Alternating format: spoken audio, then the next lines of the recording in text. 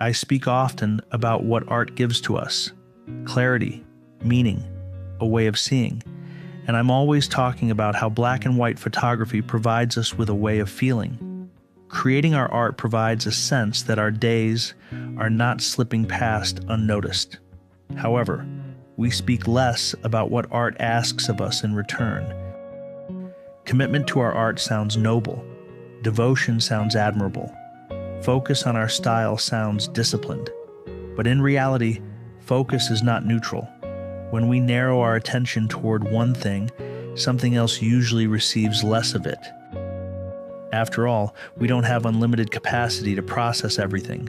We must acknowledge that our attention is finite. Yes, our art demands our attention, not casually, not occasionally.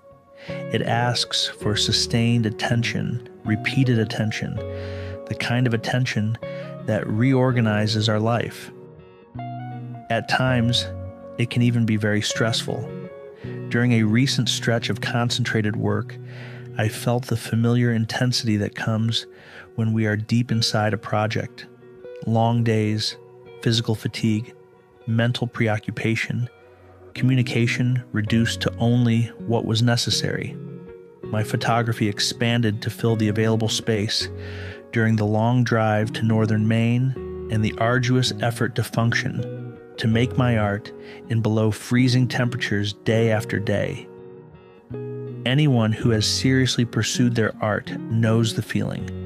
When our work gathers momentum, it begins to shape our time around itself. You wake thinking about it.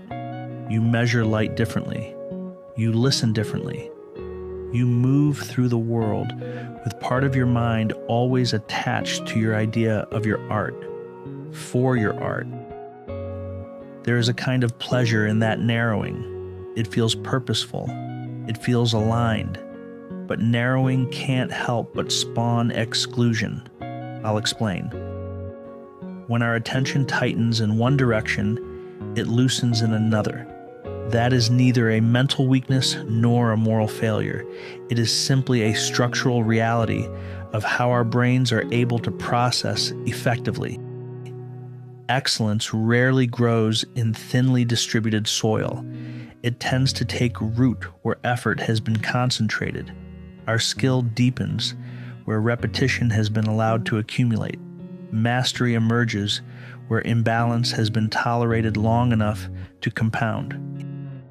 We admire that in others. The musician who practices beyond comfort, the writer who disappears into endless drafts, the entrepreneur who works past ordinary hours, the athlete who rearranges life around training. We admire the visible result, but we rarely examine the invisible costs and impacts. Time does not expand simply because we are inspired. Energy does not multiply because we are committed. Something else absorbs our commitment. Sometimes that something is rest. Sometimes it is leisure. Sometimes it is relationship. Sometimes it is the quiet maintenance of daily life. Our art does not announce what it is taking. It accumulates quietly. An extra hour here, a mental absence there, a project defined by intensity rather than equilibrium. The taking is gradual, and because it is so gradual, it can feel justified. After all, our work matters greatly to us. It sharpens our perception and enlarges our awareness. It teaches us patience and discipline. Our concentrated effort on our work can reveal improvements that would otherwise pass unnoticed. Black and white simplifies the visual world. It removes distraction. It clarifies form. It emphasizes structure. It asks the viewer to see what remains when color is stripped away. Black and white photography needs the viewer to supply their own interpretation and imagination. That's why I like it. There is something honest about that reduction. But I've found that life is not black and white.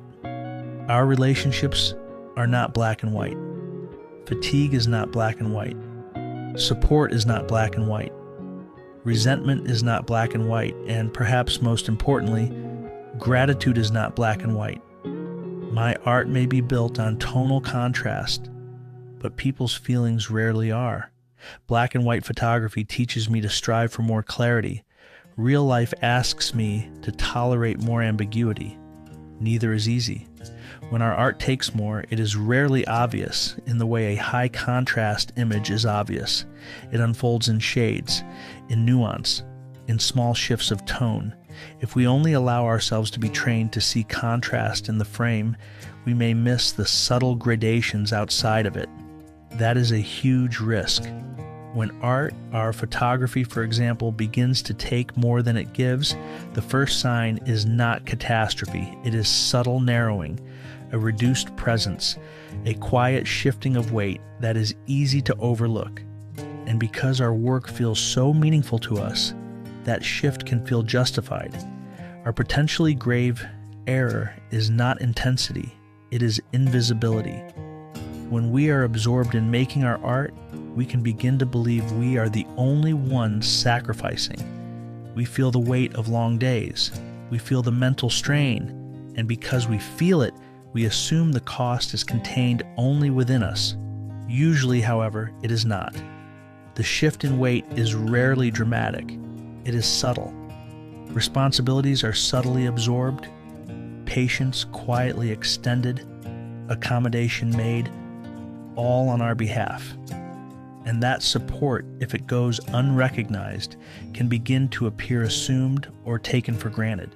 That is where our devotion turns careless, not because the work matters too much, but because the people around us also matter, but we stop noticing their contribution to our artistic pursuit.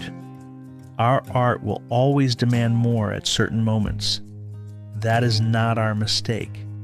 The mistake is failing to acknowledge who steadies the structure of our lives while we narrow our focus on our art.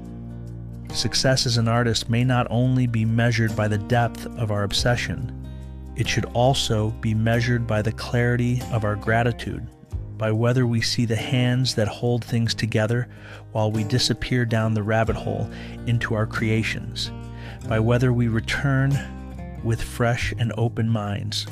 When our art takes more, someone else also gives more. If we cannot see that, then our imbalance is not creative. It is relational. And relational imbalance can leave marks long before artistic success ever compensates for them. So perhaps the discipline we need is not only creative discipline, perhaps it is relational discipline as well. Pause long enough to ask yourself, who carried more than usual while I was so focused? Say it out loud. Name them. Most of all, thank them for their support. And then, when and where possible, rebalance the weight as soon as you can. Art will always continue to ask, to make demands of us. It's an important part of our creative process. And if we can remain awake to what it indirectly asks of others, our work can deepen without quietly diminishing the people who make it possible for us. Seriously, think about it. I would love to read your thoughts in the comments section. I respond to everyone who takes a moment to leave a comment. They are fuel for my creative fire. I'm Ken Evans, a photographer from the Mid-Atlantic. Thank you for being here. Please remember, black and white art is art for anywhere. See you next week.